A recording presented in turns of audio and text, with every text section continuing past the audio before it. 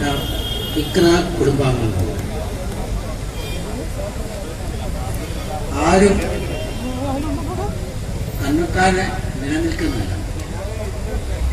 ഒരു ഡോക്ടർ, ആ ഡോക്ടറിന് ചുറ്റുമുള്ള സിസ്റ്റർമാര്, മറ്റ് സ്റ്റാഫുകള്, ഫാർമസി, ആശുപത്രി, നാട്, അങ്ങനെ ഒരു സമൂഹത്തിന്റെ ഭാഗമാണ് നമ്മളെല്ലാവരും.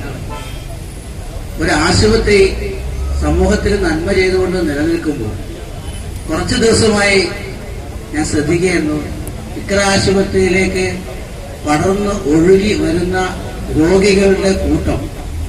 ആശുപത്രിയിൽ ഞാൻ മുമ്പ് മെഡിക്കൽ കോളേജിൽ വർക്ക് ചെയ്യുന്നതിനെക്കാട്ടിൽ തിരക്ക്. എന്താണ് ഈ തിരക്കിന് കാരണം? ആശുപത്രിയിൽ നല്ല ചികിത്സ കിട്ടുന്നു, നല്ല പെരുമാറ്റം കിട്ടുന്നു, ചെറിയ ചെലവ് മതി.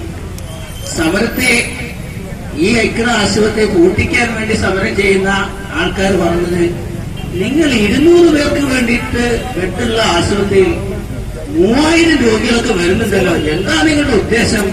എനിക്ക് അവരോട് ചോദിക്കാനുള്ളത്, 200 ബെഡുള്ള ആശുപത്രിയിൽ 3000 പേര് ചികിത്സയ്ക്ക് വരുന്നെങ്കിൽ ആ ആശുപത്രി എത്ര നല്ലതാണ്. ഈ ആശുപത്രിയിൽ വർക്ക് ചെയ്യുന്ന ഡോക്ടർമാരോ നഴ്സുമാരോ മറ്റുള്ളവരോ അമാനുഷിക ശക്തികളൊന്നും ഇല്ലവരല്ല.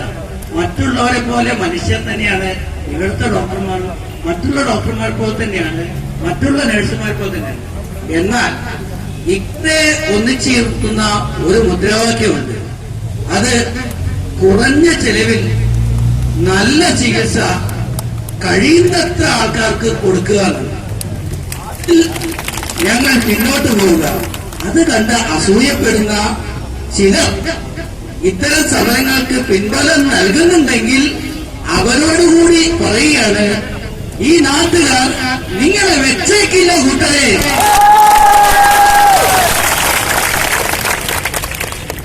ഈ സമരത്തെ ഇനി ഒരു ദിവസം മുന്നോട്ട് പോയാൽ, ഇപ്പോ രോഗികളുടെ ഭാഗത്തുനിന്ന് ഒരാൾ പറഞ്ഞു, 192 ആത്മഹത്യ നിങ്ങൾ കണ്ടു വരുന്നു.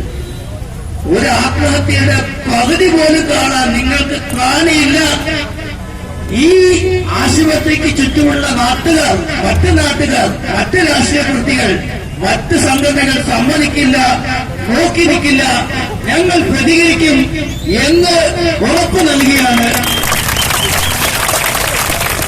ഈ സമരം ഇന്നത്തോടെ അവസാനിക്കണം, ഇന്നത്തോടെ തീരുമാനമാകണം എന്ന് ആശംസിച്ചുകൊണ്ട് എല്ലാവിധ വിജയാശംസകളും. ജയ് ഹിന്ദ്.